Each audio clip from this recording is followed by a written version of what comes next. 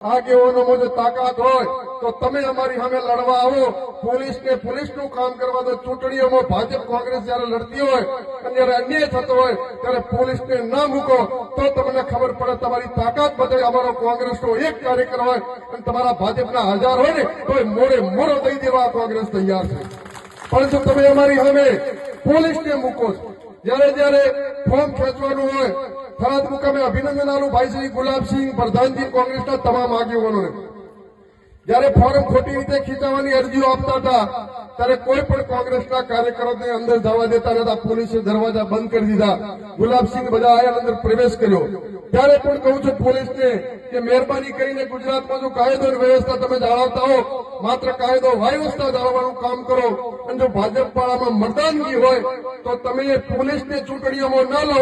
પછી ખબર પડે તમને છઠ્ઠીનું ધાવણ યાદ કરાવીએ તમે મેદાનમાં કે ન હો, બૂથ ઉપર વોટ ન કરી શકો. તાકાત